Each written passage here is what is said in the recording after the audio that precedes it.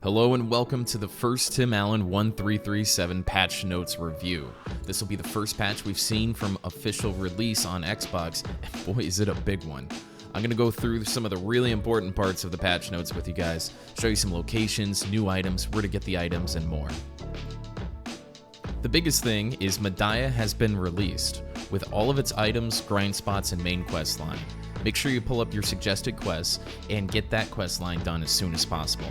There's some good gear from it, so it could be an upgrade for you too. Also, make sure you talk to all the new NPCs along the way and get as much maximum energy as possible. This includes 2 new cities, quite a few new grind spots. Some of them, like Sawsons and Pirates, will be viable for a very long time. Here's a look at their locations.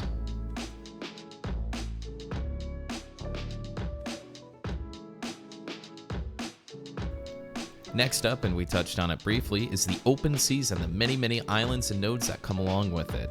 Time to make a fishing boat and load it up with loot from Cox Pirates over at Pirate Island. If you don't know, you can make a boat over in Etheria through the manufacturing there. I'll leave a link of the materials you'll need in the description. This is an excellent grind spot and a great way to get some more energy because we're all going to be doing a lot more gathering.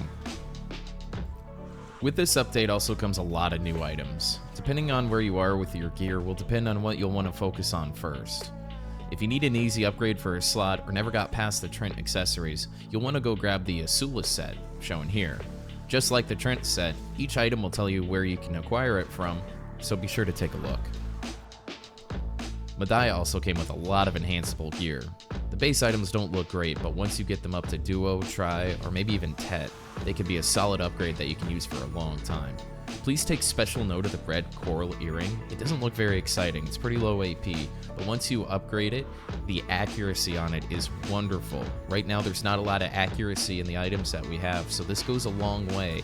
People still use these items in PC 3 years after release. Grunal armor and the ability to ultimate your gear has also been released. Turn in your hunter seals for weapon and armor upgrade stones. But be aware, you only have about a 10% chance to turn your gear into the ultimate versions. But the amount of extra TP you get is well worth it. Here's a hint, you can exchange your hunter seals for these items in Tariff. Couple of other good quality of life things here. The level cap is gone, we're not stuck at level 55. There is no hard cap, but we do not know what the soft cap is at this time. They've moved it quite a few times in PC. I think it's safe to assume that the XP will slow down substantially around level 58, but that's really just an educated guess at this point. The contribution maximum has been increased to 350.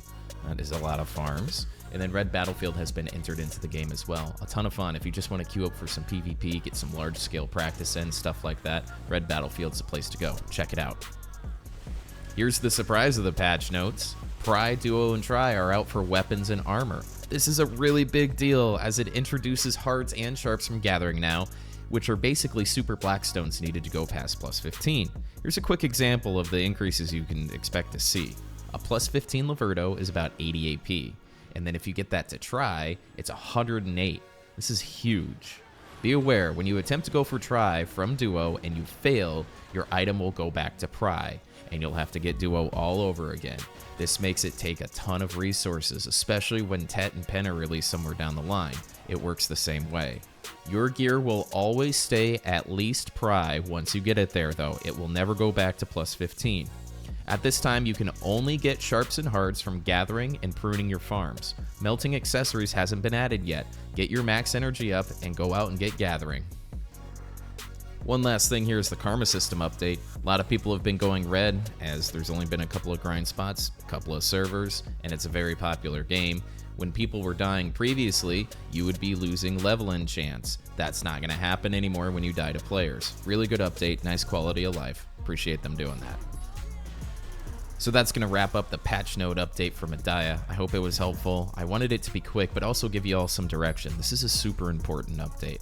As always, I'm very active in comments and around to answer questions. Please feel free to follow me on Twitter and Twitch at TimAllen1337.